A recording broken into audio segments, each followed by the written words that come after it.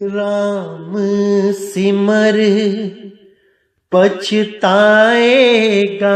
मन, राम सिमर पछताएगा। राम सिमर पछताएगा मन, राम सिमर पछताएगा। राम सिमर पछताएगा। पापी जियरा लोभ करत है, आज काल उठ जाएगा। आज काल उठ जाएगा मन, राम सिमर पछताएगा। राम सिमर पछताएगा मन, राम सिमर पछताएगा। धर्म राय जब लेखा मांगे, क्या मुख लेके जाएगा। क्या मुख लेके जाएगा मन, राम सिमर पछताएगा। राम सिमर पछताएगा मन, राम सिमर पछताएगा। कहत कबीर सुनो रे संतों, साध संगत तर जाएगा। साध संगत तर जाएगा मन, राम सिमर पछताएगा। राम सिमर पछताएगा मन, राम सिमर पछताएगा। हो राम सिमर पछताएगा। राम सिमर पछताएगा। नमस्कार मेरे प्यारे भाइयों, मेरे परमात्मा के प्यारे जीवहंसों। मैं परमपिता परमात्मा से यही अरदास करता हूं कि आप सब मेरे भाइयों का विवेक पहले से ज्यादा और ज्यादा से ज्यादा बढ़ता ही जाए, और ऐसी कोई दुविधा न रहे जो मेरे भाइयों के मन में 1% भी भ्रम पैदा कर पाए। हर चीज ऐसी क्रिस्टल क्लियर होती चली जाए, हर भरम ऐसा टूटता चला जाए कि कोई भी काल का दूत इस बार आपका जीवन बर्बाद ना कर पाए। हर चीज को समझना है मेरे भाइयों, ये जन्म बार बार नहीं मिलेगा। एक बार अगर आप 84 में चले गए तो मेरे भाई वापस आना इतना मुश्किल होगा कि आप अंदाजा भी नहीं लगा सकते। इसलिए पूरा लाभ उठाना है इस मनुष्य जन्म का, पूरा विवेक जगाना है और हर चीज को समझते चले जाना है। तो आज का जो हम सत्संग करेंगे बहुत इंपॉर्टेंट सत्संग है, बहुत ज्यादा। इसको अच्छी तरह समझना है, एक एक चीज आपको क्लियर हो जानी चाहिए, तभी आपको सत्य का मार्ग बिल्कुल साफ दिखाई देने लगेगा। हमारे जीवन का लक्ष्य यही है कि हम असत्य को त्यागें और सत्य का साथ दें। भले कितना ही प्रिय क्यों ना हो असत्य, हमने सत्य का ही साथ देना है, उसको त्याग देना है। जो भी झूठ है उसको त्याग देना है, तभी हम सत्य तक पहुंच पाएंगे, अन्यथा ऐसे ही धक्के खाते रह जाएंगे। इसलिए मेरे भाइयों पूरा विवेक जगाना है, पूरा विचार करना है। क्या कहती है वाणी, एक एक शब्द को समझना है, क्योंकि अगर अभी नहीं समझ पाओगे तो कभी नहीं समझ पाओगे। तो आज का सत्संग जो हम करने जा रहे हैं वो कुछ शंकाओं का समाधान है। बहुत से लोगों को कुछ शंकाएं हो जाती हैं, जिनका अभी पूर्ण रूप से विवेक नहीं जागता है, उनको शंकाएं हो ही जाती हैं, कोई बड़ी बात नहीं है। इसीलिए मैं बार बार कहता हूं कि पहले सत्संग को गहराई से समझ लो, एक एक सत्संग को 10-10, 15-15 बार सुन लो, पूरा निचोड़ निकाल लो, ताकि शंका का कोई सवाल ही पैदा ना हो। क्योंकि अगर मन में 1% भी शंका रह जाएगी तो भक्ति बनेगी ही नहीं। और अभी तो सत्य उजागर हुआ है, अभी तो बहुत कुछ देखना है आपने। कैसे अन्य अन्य यूट्यूब चैनल आके हमें भला बुरा कहेंगे, गालियां तक निकालेंगे, क्योंकि उनकी झूठ की दुकानें बंद होने वाली हैं। इसलिए सत्य को गाली देना तो उनका परम फर्ज बन जाएगा। सत्संग करना भूल जाएंगे और केवल गाली गलौज पे ही उतरे रहेंगे। ऐसे ऐसे लोग अभी आपको दिखाई देंगे अन्य यूट्यूब चैनलों पे, क्योंकि सत्य का उजागर हो चुका है। उसका प्रमाण यही है कि उसका विरोध होगा, सत्य का विरोध होगा और जबरदस्त तरीके से होगा। इसका निर्णय पहले ही हो चुका है वाणियों में। कबीर साहब ने पहले ही निर्णय कर रखा है कि जो भी संत सत्य का प्रचार करेगा, ये सब काल के दूत उसके विपक्ष में खड़े हो जाएंगे।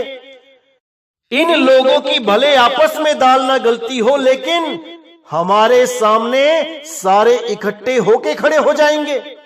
ये सब दोस्त बन जाएंगे, केवल सत्य को दबाने के लिए, ताकि सत्य उजागर ना हो पाए। लेकिन ऐसा नहीं हो सकता मेरे भाइयों, क्योंकि समय आ चुका है जब पूरे विश्व में सत्य का डंका बजेगा और पूरा विश्व एक झंडे के नीचे आके खड़ा हो जाएगा। और वो झंडा किसका है?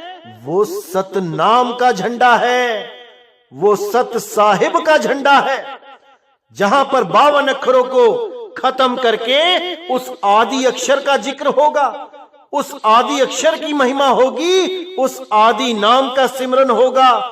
इन 52 अक्षरों का खेल अब खत्म हो जाएगा। ये इंगला पिंगला सुषमना का जाल, ये 5 तत्वों का जाल, ये मन माया का जाल, 3 गुण 25 प्रकृतियों का जाल खत्म हो जाएगा और केवल एक सार शब्द की महिमा होगी, केवल परमपिता परमात्मा शब्द गुरु की महिमा होगी। ये जितने भी लोग अपने अपने देही गुरु को परमात्मा मान के बैठे हैं, ये सत्संग सुन के वो जाग जाएंगे और शरीरों को त्याग के शब्द गुरु की शरण में आएंगे। और तब सारा विश्व एक ही झंडे के नीचे होगा और वो झंडा शब्द गुरु का होगा, ना कि किसी देही गुरु का। इसको अच्छी तरह समझ लो मेरे भाइयों, क्योंकि समय आ चुका है जब सत्य का डंका सारे संसार में बजेगा। तो जैसे कि मैं पहले बोलता ही आया हूं कि 2020 में हमारे खिलाफ बहुत से लोग उठेंगे और आगे से आगे और भी ज्यादा लोग उठते ही चले जाएंगे। उसका प्रमाण आप खुद ही देख सकते हैं। आज हर तरफ आपको हमारी खिलाफत ही नजर आएगी। वो तो होना ही है, उसमें कोई फेर बदल हो ही नहीं सकता। वो तो पहले से ही ग्रंथों में लिखा जा चुका है कि क्या क्या कैसे कैसे कब कब होना है। वो तो होके ही रहेगा। लेकिन फिर भी बहुत से भक्तों की अगर कोई शंका होती है तो निवारण भी किया जाना चाहिए। आजकल कुछ लोग ऐसे YouTube चैनल बना रहे हैं जिसमें वो ज्ञान के आधार से नहीं बात करते, वो मेरे ऊपर पर्सनली वीडियो बनाते हैं कि देखो नितिन दास पहले ऐसा कहता था, अब वो कुछ और कहने लगा है। जैसे मैंने कहा था कि आत्मज्ञानी को कभी कैमरे के आगे आने की जरूरत नहीं है, यानी कि अपने YouTube चैनल पे अपना चेहरा दिखाए बिना ही पूरा प्रचार कर सकता है आत्मज्ञानी, सारे विश्व को जगा सकता है, ये मैंने बोला था। और मैं आज भी इस बात पे अटल हूं कि मुझे कभी भी अपनी वीडियो अपने YouTube चैनल पे दिखाने की जरूरत नहीं पड़ी, क्योंकि मेरी आवाज ही मेरी पहचान है। मेरी आवाज सुन के ही इतने लोग जागेंगे कि मेरे चेहरे की जरूरत नहीं पड़ेगी, क्योंकि परमात्मा का वास हमारे शब्दों में होता है, हमारी आवाज में होता है, ना कि हमारे चेहरों में। चेहरा तो मिट्टी है, एक दिन ऐसे ही मिट्टी की ढेरी में मिल जाएगा, लेकिन जो हमारी आवाज है उसका कभी नाश नहीं होता। इसीलिए साहिब ने बोला है, गरीब पुरुष कबीर ने देह धरा नहीं कोय, शब्द स्वरूपी रूप है घट घट बोले सोए। वो घट घट में विराजमान है और बलिहारी व घट की जिस घट प्रगट होए, उस घट को बलिहार जाते हैं जिस घट में प्रगट होके वो बोलता है। वो सारे विश्व को ज्ञान देता है, क्योंकि देने वाला वही एक है। उसके अलावा ना तो आज तक किसी ने कभी ज्ञान दिया है और ना ही कोई दे सकता है। अगर कोई दे भी रहा है तो वो भी परमात्मा से उधार लिया हुआ ज्ञान है, यानी परमात्मा के द्वारा ही वो ज्ञान दिया गया है, तभी आज वो बोला जा रहा है। अन्यथा कोई भी उस मूल ज्ञान को बोल ही नहीं सकता।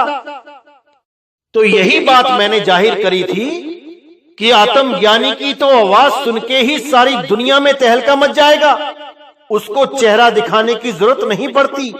क्योंकि बहुत से YouTube चैनलों पे मैंने देखा, बहुत से आत्मज्ञानी जो खुद को ही सेल्फ सर्टिफाई करते हैं कि मैं खुद आत्मज्ञानी हूं, वो खुद अपने मुंह से अपनी तारीफ करते हैं कि मुझ पे आत्मा की कृपा हो गई है, जबकि उनसे कोई ये पूछने वाला नहीं है कि जब आत्मा की कृपा हो गई है और आप कहते हो कि सारे तत्व गिर जाएंगे, ये सारे मन गिर जाएंगे, ये सारे तन मर जाएंगे, खत्म हो जाएंगे, तो आपका तन क्यों खत्म नहीं हुआ? आपका मन क्यों खत्म नहीं हुआ? आप कैसे अपनी शक्लें दिखा के YouTube चैनल बना रहे हैं? कोई पूछने वाला नहीं है, इसलिए मुझे बोलना पड़ा था कि आत्मज्ञानी को शक्ल दिखाने की जरूरत ही नहीं पड़ती। वो तो केवल अपनी आवाज से ही सारी दुनिया को मार्गदर्शन दे देता है, सारी दुनिया को सही रास्ता बता देता है। उसकी तो एक आवाज ही काफी है। यही बात मैंने बोली थी और मैं आज भी इस पे अटल हूं। मेरे YouTube चैनल पे आप कभी भी मेरी वीडियो नहीं देख सकते। हाँ, एक संत समारोह हुआ था, समागम हुआ था, उसकी मैंने लगभग 1-1.5 मिनट की वीडियो डाली है, ताकि इस बात को प्रमाणित कर सकूं कि हम सब संतों को आदर देते हैं। एक ही स्टेज पर 15, 20, 25 संतों को बैठाया दिखाया गया आपको। उसका यही मूल कारण था, क्योंकि कथनी और करनी में फर्क ना हो जाए, इसलिए वो आपको दिखाना पड़ा। और उसमें भी मैंने खुद को हाईलाइट नहीं किया कि मैं कहां पे हूं, क्योंकि मुझे अपने आप को दिखाने की जरूरत नहीं है। लेकिन जहां कहीं भी मैं प्रोग्राम में जाता हूं, मैं कहीं सत्संग करता हूं, तो जो भगत भाई लोग होते हैं वो मेरी वीडियो बना के अपने YouTube चैनल पे डाल देते हैं। लेकिन मैंने कभी अपने YouTube चैनल पर अपनी कोई वीडियो आज तक नहीं डाली। तो ऐसे ही कुछ छोटे मोटे क्लिप बनाकर लोगों को भरमाने के लिए आजकल ऐसी वीडियोस बना के भेजी जा रही हैं कि नितिन दास पहले कुछ और बोलता था और करता कुछ और है। क्योंकि अब जनता जाग रही है और इन लोगों से सवाल जवाब करती है। अब इन लोगों के पास जनता को देने के लिए कोई जवाब तो बचा नहीं है, क्योंकि इन सब की पोल खुल चुकी है, इन सब का अज्ञान खुल चुका है। अब ये केवल टारगेट करते हैं कि नितिन दास के मुंह से कौन सा ऐसा शब्द निकले कि हम उसको पकड़ें और एक वीडियो बना के जनता के आगे रख दें। लेकिन मेरे भाइयों, एक बात हमेशा याद रखना कि आपको नितिन दास अपने पीछे लगाने नहीं आया है। आपको सत्य के पीछे लगाने आया है। अगर आपको मेरी कोई वीडियो ऐसी दिखाई भी देती है जहां पर ये लोग मुझे टारगेट करते हैं, तो आप इनको बनाने दो, आप देख भी लो, लेकिन आप निर्णय केवल ज्ञान आधार से करना कि नितिन दास ने आपको क्या ज्ञान समझाया है और ये लोग आपको कैसे 52 अक्षरों के जाल में फंसा रहे हैं, कैसे तंत्रों मंत्रों में उलझा रहे हैं। आपने निर्णय इस आधार पे करना है कि क्या सत्य है क्या असत्य है, ना कि नितिन दास की वीडियो कोई बनाते हैं उसको देख के भ्रमित हो जाना है। मैंने 1000 बार समझाया है कि एक डाल दो पंछी बैठे, एक गुरु एक चेला, और गुरु की करनी गुरु भरेगा, चेले की करनी चेला। आपने केवल सत्य ज्ञान को ग्रहण करना है, ना कि नितिन दास के पीछे पीछे रहना है। आप सत्य को प्रेम करो, सत्य का निर्णय करो, रास्ता परमात्मा स्वयं देगा और आप एक दिन अपनी मंजिल तक जरूर पहुंचोगे। एक वीडियो और बहुत वायरल की जा रही है आजकल, जिसमें मैंने बोला है कि कोई भी संत महात्मा किसी भी शिष्य से पैसे नहीं मांगता, और यह सत्य बात है। कोई भी संत किसी भी शिष्य से पैसे नहीं मांगता अपने जीवन यापन के लिए।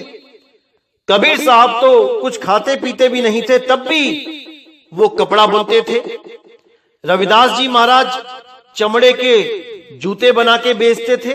आज जिसको लोग कहते हैं कि चमड़े के जूते पहनने से नाम खंड हो जाता है, अरे फिर तो रविदास जी महाराज ने तो आधी दुनिया का नाम ही खंड कर दिया, चमड़े के जूते बना बना के बेच के।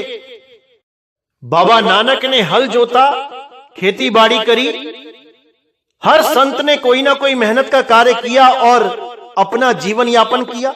बिल्कुल सत्य है, आज भी अटल सत्य है। लेकिन जब भी कभी किसी संत को परमात्मा हुक्म देते हैं प्रचार करने का, तो वो संत संगत से सेवा ले सकता है और वो सारी सेवा प्रचार में लगा सकता है। इसके लिए कोई बंधन नहीं है। ये मैंने पहले भी 1000 बार बोला है, आज भी बोल रहा हूं और कल को भी बोलूंगा कि जो संत प्रचार करने के लिए गांव गांव शहर शहर देश विदेश में नहीं जा रहा, उसको किसी भी सेवक से पैसा लेने की जरूरत नहीं है। अगर उसके हाथ पैर सलामत हैं, अपनी मेहनत का पैसा वो कमा सकता है, हक हलाल की रोटी वो खा सकता है। लेकिन अगर कोई संत परमात्मा के आदेश से ये बेड़ा उठा लेता है कि वो पूरे विश्व में प्रचार करेगा, तो वो सेवा ले सकता है। इसमें कोई गलत कार्य नहीं है और ना ही इसमें कोई शर्माने वाली बात है, क्योंकि भाई हर जगह बसों का, ट्रेनों का, हवाई जहाजों का किराया लगता ही है। आज ये वीडियो बना बना के जो लोग वायरल कर रहे हैं, क्या इन लोगों ने अपने गुरुओं से कभी पूछा कि आप क्या काम करते हो, अपना जीवन कैसे यापन करते हो, किसका पैसा खाते हो, अपनी कमाई का खाते हो या संगत की कमाई का? अपने गुरुओं से पूछने की कभी हिम्मत नहीं करी, लेकिन दूसरों पे उंगली उठाना कितना आसान हो जाता है इन लोगों के लिए। अगर तुम्हारे गुरु विदेशों में जा रहे हैं, क्या तुम्हारे गुरु खुद के पैसे से जा रहे हैं? एक बार भी पूछ के दिखाओ अपने गुरुओं से। दूसरों पे उंगली उठाना बहुत आसान है इन लोगों के लिए। तो यहां पर जो शंका समाधान है वो यही है कि मर जाऊं मांगू नहीं, अपने तन के काज और परमार्थ के काज में मोहे ना आवे लाज। मुझे कोई शर्म नहीं आती जब कोई परमार्थ के लिए मुझे सेवा देता है, और मैं उसकी सेवा को परमार्थ में ही लगा देता हूं, जीवों के कल्याण में लगा देता हूं। इस बात में मुझे तनिक शर्म नहीं है, और मैं ये खुल के बोलता हूं कि नितिन दास अपने लिए एक पैसा नहीं लेता और ना ही कभी मांगेगा। लेकिन संगत की सेवा के लिए, जीवों की सेवा के लिए मुझे मांगने में भी कोई शर्म नहीं है, क्योंकि मैं अपने लिए नहीं मांग रहा हूं भाई। जो लोग गरीब हैं, इधर से उधर नहीं जा सकते, 1000, 1200, 1500 की रिजर्वेशन नहीं करा सकते, वो नाम कब लेंगे? वो कब भक्ति करेंगे? कब उनकी मुक्ति होगी?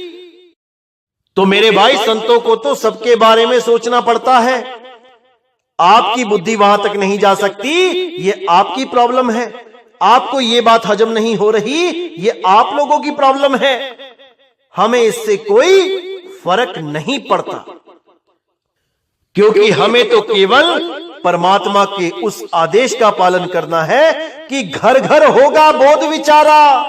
घर घर जाके नाम दीक्षा देके जीवों को सत्य के मार्ग से जोड़ना ही हमारा परम लक्ष्य है, ना कि बाकी संतों की तरह बड़ी बड़ी बिल्डिंगें बनाना, बड़े बड़े संगमरमर के मंदिर बना देना और ऐसा कर देना, वैसा कर देना। अरे नहीं भाई, हम इन चक्करों में नहीं पड़ते।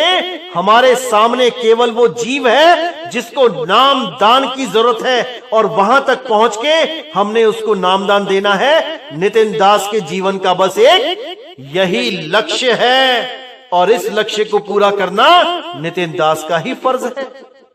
आप लोगों से पूछने की जरूरत नहीं पड़ती है कि मैं क्या करूं और क्या ना करूं। जो परमात्मा हुक्म करता है, नितिन दास वही करता है।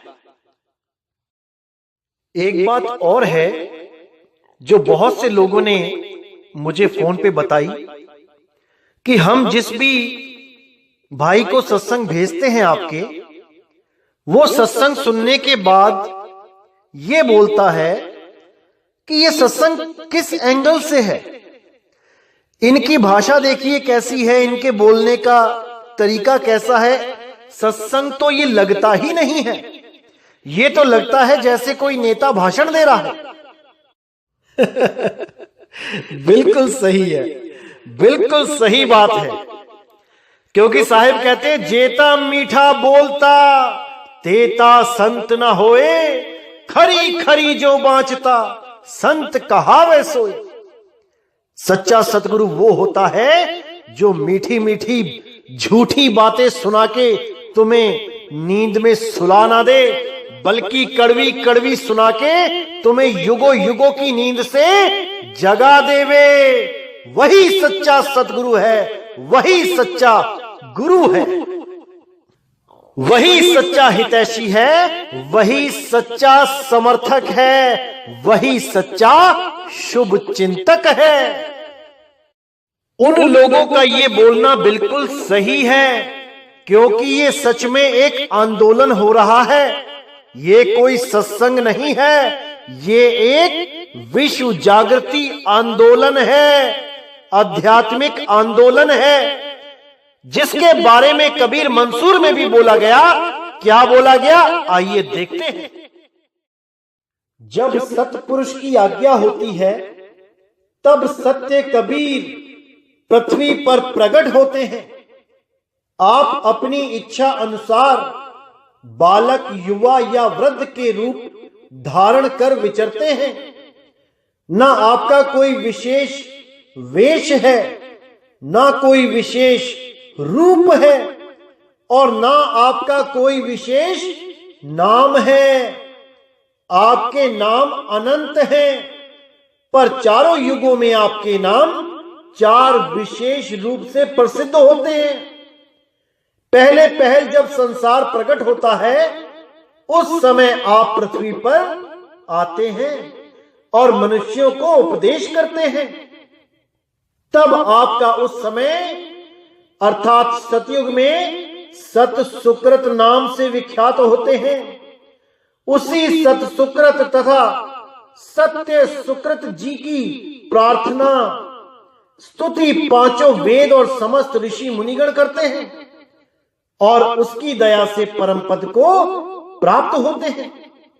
जब दूसरा त्रेता युग आरंभ होता है, तब आप मुनिंद्र के नाम से प्रसिद्ध होते हैं, और द्वापर युग में आप करुणामय ऋषि कहलाते हैं।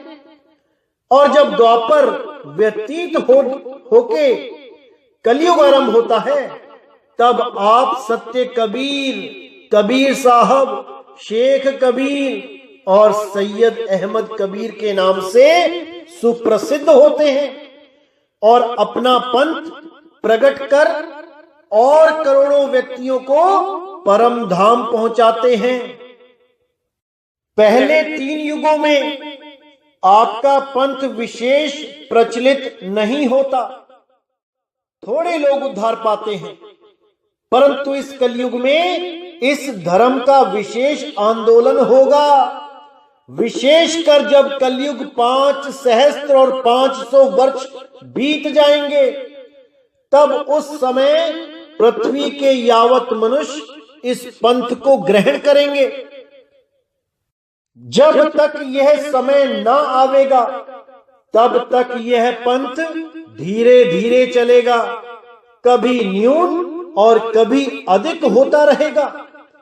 और जब यह समय आ पहुंचेगा, तब समस्त संसार को मुक्त करने की आज्ञा आवेगी और कबीर साहब की कृपा कटाक्ष से समस्त मनुष्यों का अंतःकरण शुद्ध हो जाएगा और सब पापों से अलग होकर और सुकृत करने की ओर उद्धत होंगे और प्रत्येक घरों में सत्य नाम की पुकार होगी। संत महंत ठौर ठौर फिर के लोगों को सत्य पुरुष की भक्ति का उपदेश देंगे और सब मनुष्यों के हृदय पवित्र होकर उस भक्ति को ग्रहण करेंगे। तब काल पुरुष को पहचान के उससे दूर भागेंगे। अच्छी तरह समझ लो मेरे भाइयों, क्या बताया गया है कबीर मंसूर में। इसमें साफ बताया गया है कि जब 5505 का कोड खुल जाएगा, तब हर घर में बोध विचार होगा, सत्य नाम का डंका बजेगा और ठौर ठौर जाके सबको सत्य नाम की दीक्षा दी जाएगी। क्या देश क्या विदेश, हर जगह एक झंडा होगा। पूरे संसार में एक ही नाम चलेगा, सत्य नाम का नाम चलेगा और 52 अक्षरों से लोग मुक्ति प्राप्त करेंगे। 52 अक्षरों के जाल को समझेंगे और उनसे दूर हो जाएंगे।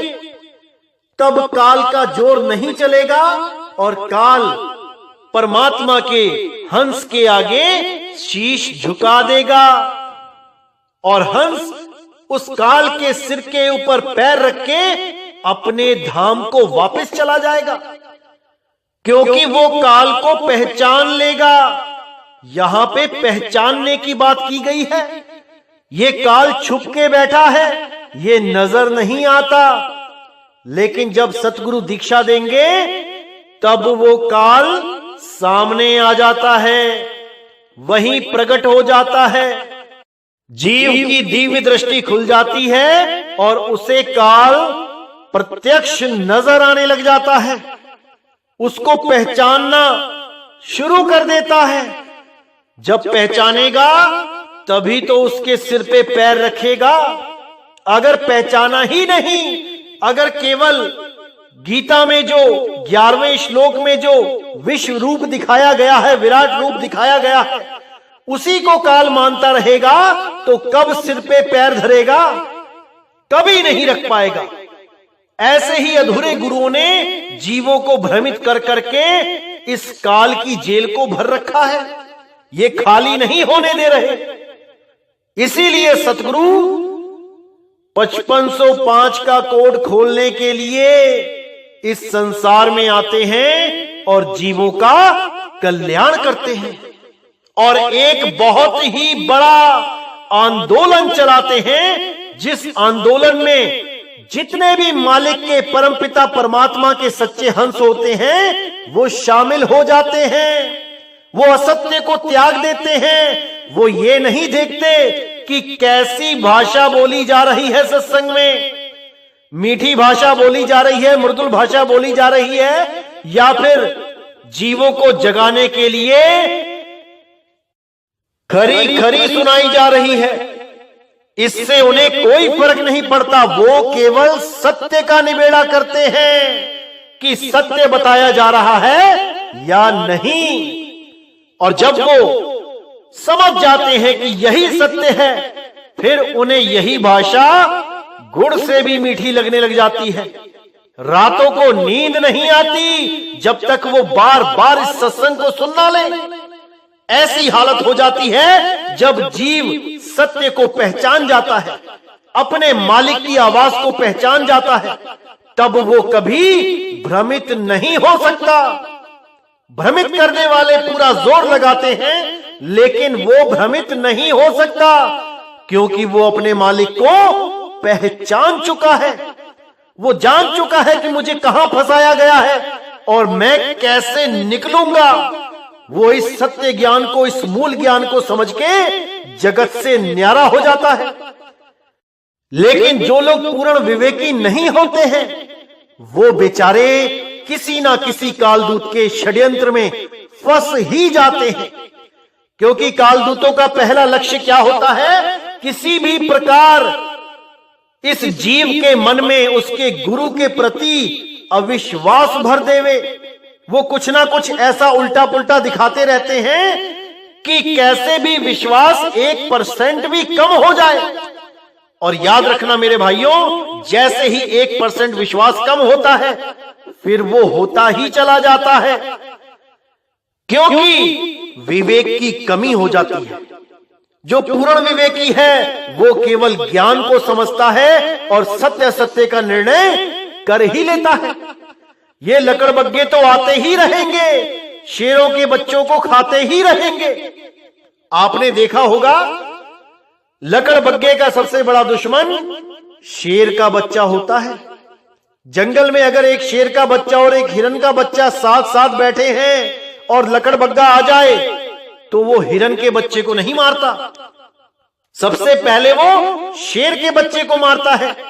क्योंकि उसको पता है अगर ये शेर का बच्चा बड़ा हो गया तो पता नहीं मेरा कितना भोजन ये साफ कर जाएगा और मेरी दाल नहीं गलेगी। इसलिए ये काल के दूत, ये लकड़बग्गे क्या करते हैं?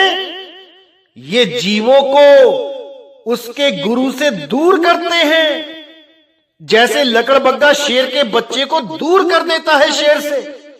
शेर और शेरनी से दूर करने के बाद उसको आराम से शिकार बनाया जा सकता है। यानी सतगुरु की शरण में जो जीव होता है, पहले उसके कान भरे जाते हैं, गुरु के प्रति अविश्वास पैदा करवाया जाता है, और जो गुरु के प्रति अविश्वास पैदा कर लेता है वो उन लकड़बग्गों के हाथ में चला जाता है। अब उसे बचाने वाला कोई नहीं। ये तो केवल गुरु की दया है कि वो उस पर दोबारा दया करके उसको फिर अपनी शरण में ले ले, अन्यथा वो काल के मुंह में जाने से कभी नहीं बच सकता।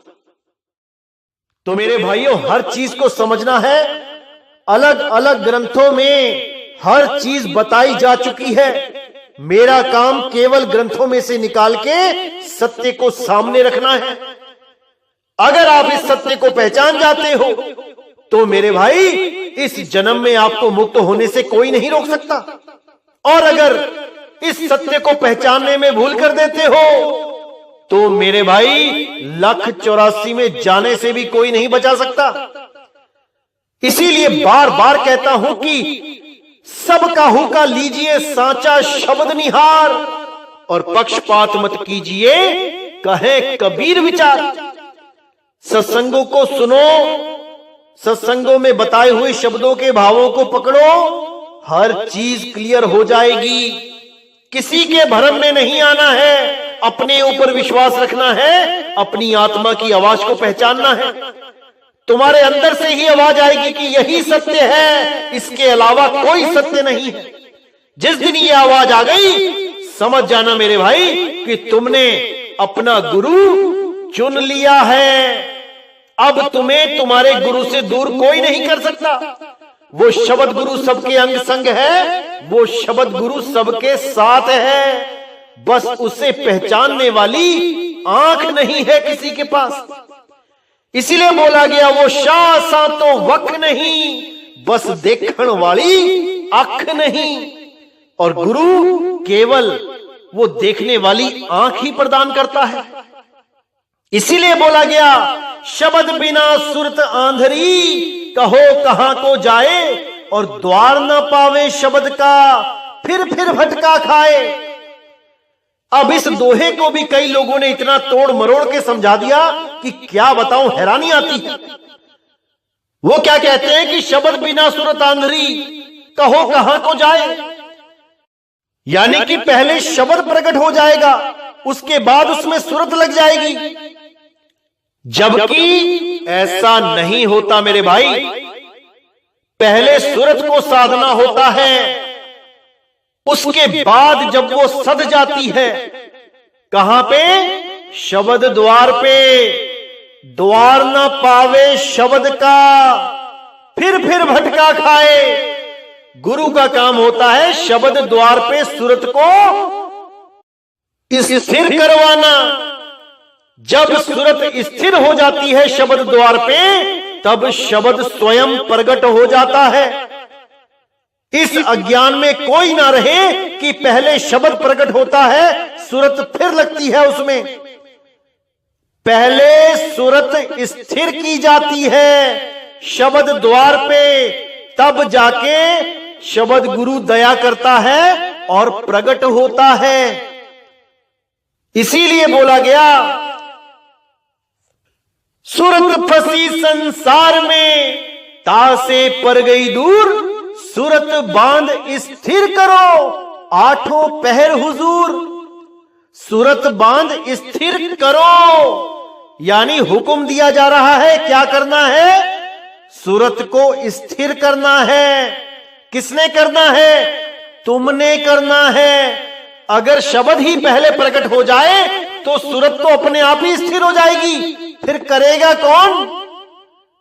इतना भी नहीं विचार कर पाते हैं और वाणियों को खोलने के लिए लगे हैं। अरे भाई, पहले अपना कोर्स पूरा कर लो, टीचर बाद में बन जाना। पहले सही से शिष्य बन जाओ, गुरु बाद में बन जाना। समझा रहा हूं प्रेम से, समझ जाओ मेरे भाइयों, समझ जाओ। तो मेरे भाइयों, आज का टॉपिक यहीं समाप्त करते हैं। और जैसा कि मैंने बताया था कि दिसंबर में मैं ये सारे भेद खोल दूंगा कि वो मालिक कहां बैठ के अपना कार्य कर रहे हैं। ये जो कबीर मंसूर में भी 5505 में पूरे विश्व में जागृति की बात की गई है, ये कैसे सत्य होगी, इसके ऊपर भी मैं सारा सत्संग करूंगा, हर चीज क्लियर कर दूंगा। आपने पूरे ध्यान से समझना है, एक एक बात को समझना है। जैसे बाकी पंथों में भी काल के दूत घुसे और यथार्थ कबीर पंथ को भी उन्होंने काल का पंथ बना दिया, इसी प्रकार मदन साहिब के पंथ में भी बहुत सी मिलावटें हुई हैं, बहुत कुछ हुआ है। आज भी बहुत से संत मदन साहिब के ही ज्ञान के आधार से चलते हैं, लेकिन वो एक मत नहीं होते। हमेशा आपस में कोई ना कोई मतभेद रहता ही है। ये सब क्यों होता है, इसका भी खुलासा दिसंबर में कर दिया जाएगा। हर चीज क्लियर कर दी जाएगी, प्रमाणों के साथ क्लियर की जाएगी। तो इसी के साथ मेरे भाइयों, आज का सत्संग मैं यहीं समाप्त करता हूं और पूरी उम्मीद करता हूं कि आपको हर चीज समझ में आ रही है और आने वाले सत्संगों में हर चीज समझा भी दी जाएगी और अच्छे से क्लियर भी कर दी जाएगी। बस आप इसी तरह अपना विवेक जगाए रखें, सत्य और असत्य का निर्णय स्वयं से करें, तभी बात बनेगी मेरे भाइयों, तभी बात बनेगी। तो इसी के साथ मुझे विदा करें। बोले सतगुरु बंदी छोड़ सतगुरु सत्य कबीर साहिब की सदा ही जय हो, सदा ही जय हो मेरे मालिक की साहिब बंदगी सतना।